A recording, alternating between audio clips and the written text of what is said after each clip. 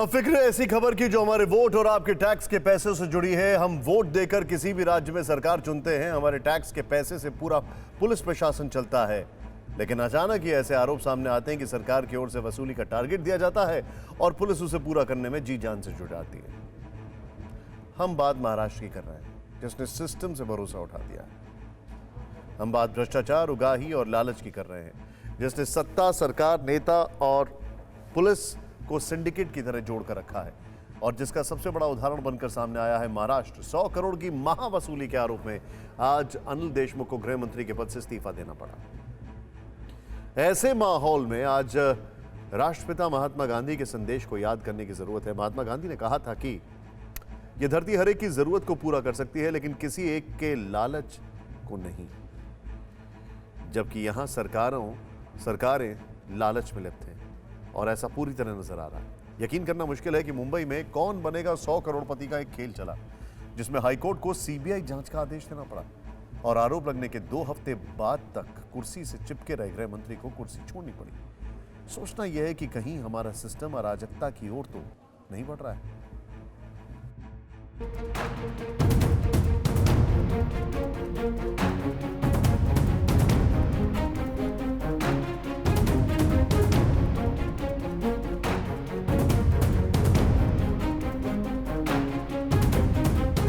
100 करोड़ की महावसूली वाली एक सीक्रेट चिट्ठी जिसने 20 मार्च 2021 को पूरे देश में सनसनी फैला दी। तब महाराष्ट्र के गृह मंत्री रहे अनिल देशमुख को कटघरे में खड़ा कर दिया। वो चिट्ठी लिखने वाला कोई और नहीं बल्कि तब मुंबई के पुलिस कमिश्नर रहे परमवीर सिंह थे, जिनके विभाग के परम भ्रष्टाचार की कलई खुली तो परमवीर सिंह ने ऐसी चिट्ठी लिखी कि 15 दिनों में अनिल देशमुख की गद्दी हिल गई। महाराष्ट्र के गृह मंत्री को इस्तीफा देना पड़ा।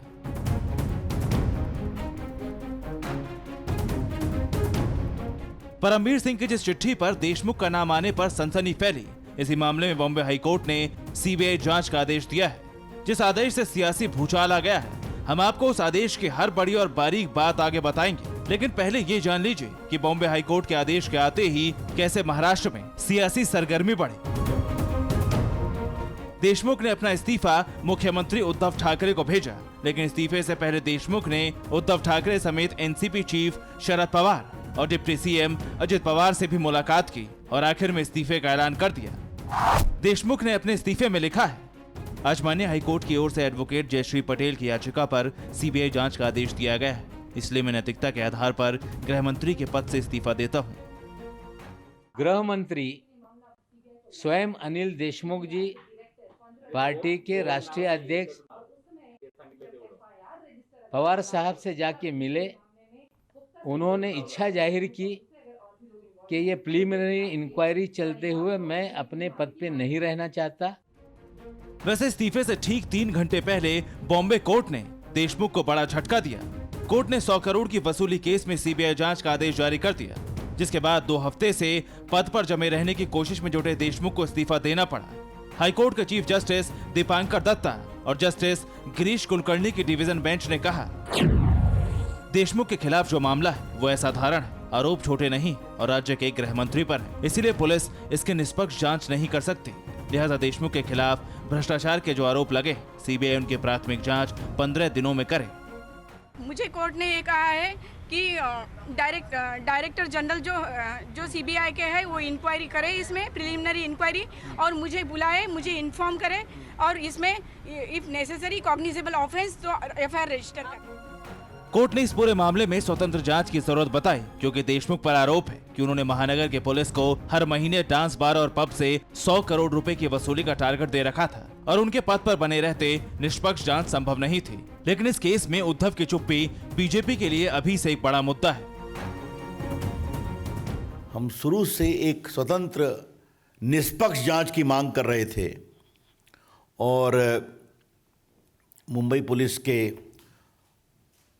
द्वारा यह संभव नहीं था।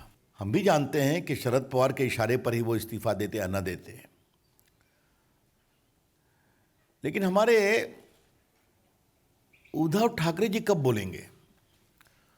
उनकी खामोशी कई सवाल खड़े कर रही है। हालांकि इस मामले में हाईकोर्ट परमवीर सिंह को पहले ही फटकार लगा चुकी है। कोर्ट ने पूछा था कि आप बिना एफआईआर दर्ज कराए हाईकोर्ट में क्यों चले आए। और ये भी कि क्या देशमुख जब दूसरे पुलिस अफसरों से वसूली के बारे में बात कर रहे थे तो उस समय खुद वो मौजूद थे या फिर सुनी सुनाई बातें ही बता रहे हैं।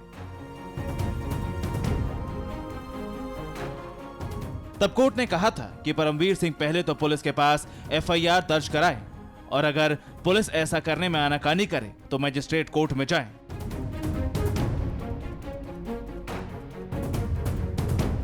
बहरहाल अब हाईकोर्ट ने देशमुख के खिलाफ सीबीआई को प्राथमिक जांच करने का निर्देश दे दिया है और देशमुख ने भी सियासी दबाव और मजबूरी में ही सही गृह मंत्री की गद्दी छोड़ दी है।